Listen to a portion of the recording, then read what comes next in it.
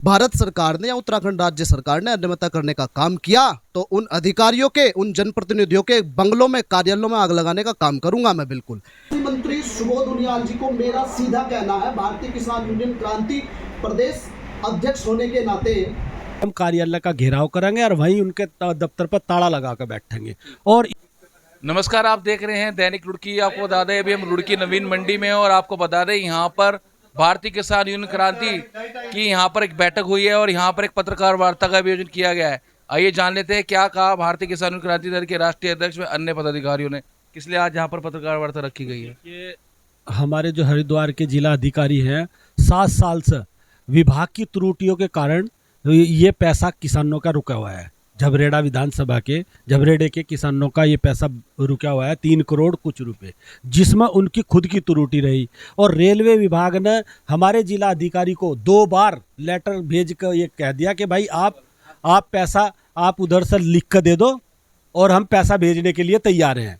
और उसके बावजूद भी हमें ये नहीं पता कि हमारे डीएम साहब कौन सी नींद में सोए हुए हैं जो हमारे किसानों का ये पैसा दिलवाने के लिए तैयार नहीं है। रेलवे विभाग देने के लिए तैयार है, 2 बार उसने न, पर हमारे डीएम साहब बिल्कुल पता नहीं क्या दुश्मनी यहाँ के किसानों से है। ऐसे ही मील का पैसा रुका हुआ है 115 करोड़ रुपए, वो दिलाने के लिए तैयार नहीं है।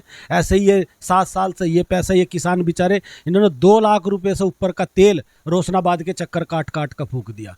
और अब हमारी सीधी भारतीय किसान यूनियन क्रांति की चेतावनी है कि 1 हफ्ते का समय है डीएम साहब पर। अगर हमारे किसानों की का समाधान, इस समस्या का समाधान नहीं होता तो हम डीएम कार्यालय का घेराव करेंगे और वहीं उनके दफ्तर पर ताला लगा कर बैठेंगे।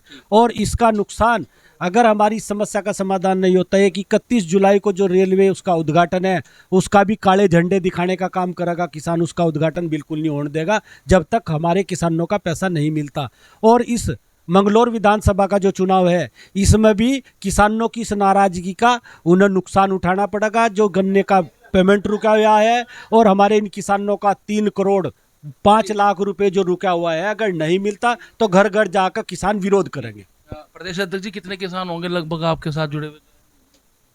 पूरे भारतवर्ष में तो कई लाखों किसान जुड़े हुए हैं, लेकिन अगर हम अपने प्रदेश की बात करें तो यहाँ भी लगभग 20 से 50 हजार किसान हमारे साथ जुड़े हुए हैं। भारतीय किसान यूनियन क्रांति के आह्वान पर मुझे कहने का निर्देश हुआ, यदि अगर भारतीय किसान क्रांति से जुड़े हुए या किसी भी अन्य किसी किसान के साथ भारत सरकार ने या उत्तराखंड राज्य सरकार ने अनियमितता करने का काम किया तो उन अधिकारियों के, उन जनप्रतिनिधियों के बंगलों में, कार्यालयों में आग लगाने का काम करूंगा मैं बिल्कुल।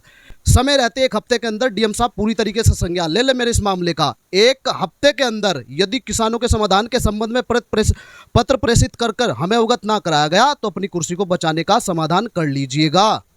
रही बात 31 जुलाई को रेलवे ट्रैक के शुभारंभ या ट्रेन को जो सुचारू रूप से चलाए जाने का प्रबंधन किया है, उस दिन भारतीय किसान यूनियन क्रांति के प्रत्येक कार्यकर्ता एवं पदाधिकारी के द्वारा रेल ट्रैक को जाम कर वहां काले झंडे दिखाए जाने का काम किया जाएगा।